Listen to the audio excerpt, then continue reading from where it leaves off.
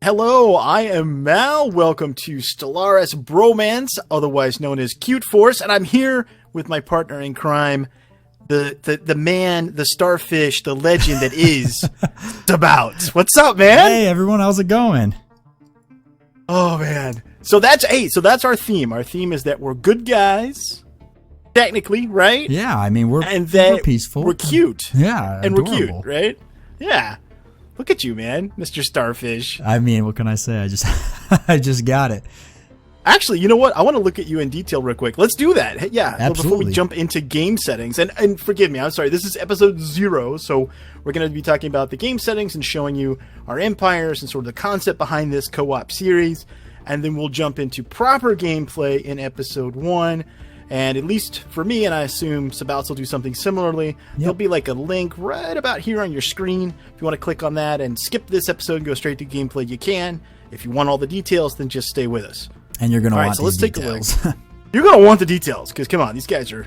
Look at these guys. All right, so I'm looking at you, Sabouts. Take us through your Cutarian empire. All right, so that's who we are. We're the Cutarian Empire. I went with the starfish because they're pretty adorable. I mean, look at that little smile. You can't resist that. He's waving. He's waving. That's awesome. I know. I love it. We went with the. I got an ocean world here.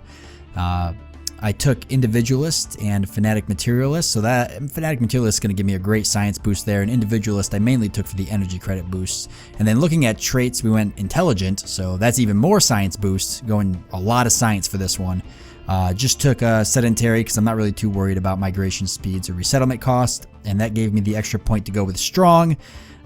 Being the army damage plus 20%, which you can't really go wrong with, and minerals plus 5%. So I'm going to have plus 5% minerals and plus 5% energy credits. And then just a simple red lasers, hyperspace, and the molluscoid ships. So nothing too special there, but yeah. And then taking a look at yours, what you got, Mal?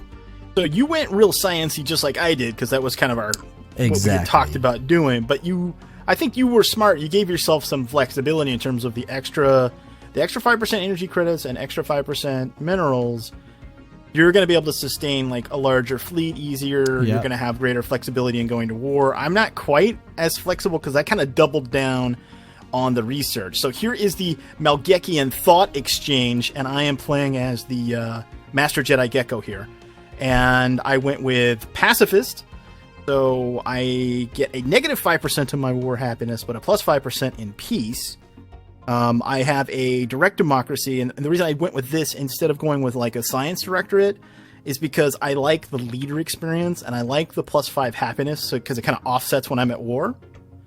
And then I took Fanatic Materialist like you did for the extra science. Yep. And then down below in the traits, I took Enduring, because in my opinion, that's still one of the strongest traits you can take in the game. Plus 30 leader lifespan, especially in the early game, not having to spend influence to replace leaders, I think is a pretty big deal. I took Intelligence for more research incentives. I took Slow Breeders, and I took Sedentary to sort of offset my costs. And then I took Quick Learners, so I've got 25% leader gain here, and then that goes along with direct democracy. So I have essentially plus 25% across the board in research and plus 40% across the board in leader experience, which I think is pretty good. Yeah, I think that's really gonna. I mean, your leaders are gonna be very powerful, being that they're gonna be alive for so long. So gaining all that experience, and then they're just gonna gain it quicker. So you're gonna have level 5 leaders in everything very quickly, and then they're gonna be around for a long time. So we'll see. I mean, obviously, I don't have any production or any of those kinds of bonuses. So will I be able to stay alive? We'll find out. I've got Ocean World. I went with nuclear missiles as my baseline weapon system. Hyperspace, and just we'll go over that as we get into more details. But we are doing hyperspace only engine plants. Now that doesn't mean that other drive types might not show up, because as you can see here, if we scroll up and down our list, we have these are all community empires. Every single one of these that you see that's got like a phoenix on it, these are all empires that were submitted by community members like you that are watching on both channels, which is awesome, I think. Yeah, there's a lot of them here. It's going to be really interesting to see what happens when we bump into them. So some of these that I know that there's a few that have like spiritualists, so they're more likely to get like for instance side jump drive, So just so you know, I don't know if you've ever run into that, Sabouts, but if you can get the psi tech, which is really rare, and you can get psi jump drives, even if you have a hyperspace only game like we have set up here, they can actually still get it. So we can actually end up against somebody that ends up with an advanced drive type, even though we set it as hyperlane. I'm just letting you know. Yeah, if it happens, like, the computer's cheating. I was like, no, it can happen. We're just going to have to take that person down real quick. So for size, I think what did we settle on? Was it medium? Galaxy size? Yeah, I think we decided medium just to prevent maybe the potential of a Fallen Empire choke point, right? Okay. And then we're going to do... We like ring. We tested that out. Correct. Yep. So, AI empires. We've got 13 here.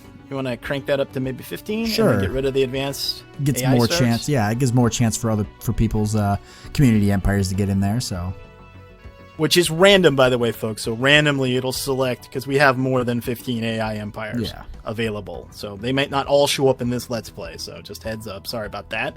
AI starts, we said we were going to go with 0 advanced starts because we're actually upping the difficulty to hard. Correct. Yep. Yeah. People were suggesting insane, and I was like, no. Not yet. We're not ready just yet. Not yet. Hard's a pretty big leap. And hard is actually really hard. I did my last LP on it, and the AI gets plus 50% to everything. I know. I mean, so what's insane? Like plus 75%? I think it's double. Wow. I think it's 100. I think it's 100% increase, which is kind of yeah. Let's see. Okay, Fallen Empires 2. Now, there was a specific reason you wanted to have at least 2 Fallen Empires. You want to remind people what that was? Exactly. We want to have 2 Fallen Empires because we're hoping in the mid-game we're going to get the War in Heaven, which I've heard following the subreddit and checking out the forums that it's pretty common for it to happen, the War in Heaven random event. So we'll get 2 empires, Fallen Empires, battling it out, and it'll be interesting to see how they manage that, as well as who they drag into the galaxy-wide war. We might get caught up in quite the web. Now that's its own event, right? That doesn't have anything to do with in-game. It's not an in-game crisis. Yeah, it's just an event. It's its own right? event. Okay. Now, habitable worlds changed in 1.3, and there are fewer of them than there were before. And now we actually have this additional slider as well. And we're kind of taking a stab in the dark here, folks. We're going to set it at. Let's see, we've got 25, I guess 50. I guess 50, I guess 50, which means there'll be a 50% chance that something will fall into the Goldilocks zone in any given solar system. What that means is we're going to have even less habitable planets to go after, so other empires' planets are obviously going to be more valuable. Exactly. That's why we're doing that. So this actually makes it harder on us, not easier. So hard difficulty, FTL type. We're going with hyperdrive. Yep. You want to tell folks why we're going with hyperdrive, Sabouts? Yeah, we're going with hyperdrive. It's going to be pretty exciting because what we're hoping is we're going to have a really interesting scenario where we get choke points or bottlenecks, and we could really take advantage of the defensive stations, and it's just going to require more of a tactical play, especially if we've got to navigate around certain empires that we're not worth going to war with yet. I think it's really going to just add that level of difficulty and strategy thinking that we really need for this playthrough. Let's see. Clustered starts. Clustered starts. I don't even know what that means, actually, to be honest with you. I guess we'll leave that on. Advanced neighbors. Turn that off. Endgame crisis we're leaving on, right? Yeah, we'll leave that on. I think together, combined, we'll be pretty powerful. Oh man, I hope so. I hope so because the one thing about the in-game crisis is that we still don't know. One of the big issues in version 1.25 and below is that it didn't scale well, right? So exactly. And the other empires didn't react. So I don't know if they fixed that or not, folks. But we're just going to give you a heads up right now that we're going to leave the in-game crisis in. But if a fleet worth 400,000 shows up and we have a combined force of 80K. And no other empires come to fight whatever the crisis is, that'll probably be the end of that LP. Exactly. We'll probably get steamrolled pretty quick, but we'll put up a fight. Don't get mad at us. Okay, and then for empire placement, we said we were going to try to be back to back. Yeah, right? We want to be close. Okay, so here are all the starting. Is that clustered players for empire placement? Is there? Yeah, it's random, distributed where we can be far apart, or clustered players where we're right next to each other. Okay. And then you can see here, this little symbol says that the Leviathan story pack is enabled. Oh, yeah. This is going to be good. All right, so if you're ready, click ready, and I'll get this going. Oh, yeah. All ready to go. This is exciting. I'm excited. I'm very excited right now. Especially for the new DLC. This is going to change everything. All right, Here we go. All right, folks. So we're just gonna set our initial. Oh, the interface is different. Oh, hey, what's going on here? Oh, this is so cool looking. Oh yeah, look at that. Wow, they've changed a lot. This is actually I'm assuming then this is your first time opening it up with the DLC because it's also my first time. Yeah, it is. Oh, things look a lot better already. Okay, yeah, it does. It looks really slick. Now remember, this is episode 0, folks, so we're just gonna set kind of the basic stuff. And then we'll jump into gameplay.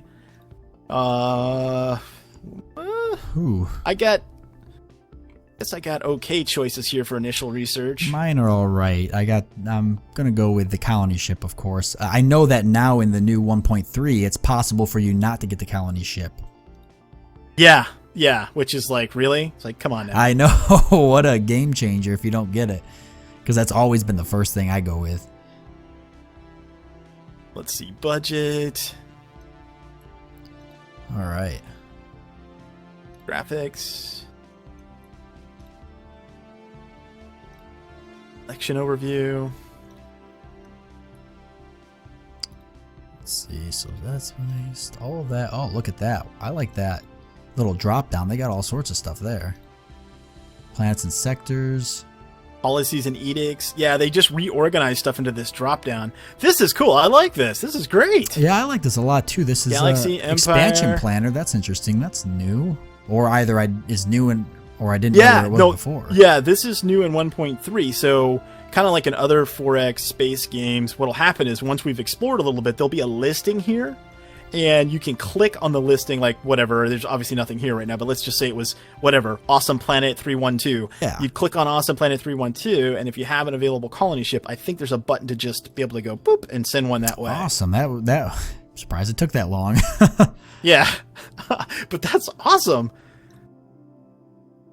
Take a look. Oh, and then the status, not only that, but the they changed, if you zoom in kind of on the galactic map, you'll see new levels of detail into. They changed the bloom, they changed the lighting. I can see it. I do notice it. I actually notice a big difference in everything. Yeah, it looks really good. Now, I don't know. We'll find out as we continue the series, obviously, how well it does towards the mid and end game. Hopefully, it's not too much. I don't think it will be. Paradox is pretty good at that, but we'll find out. But it certainly looks good. There's no doubt about that. Oh yeah.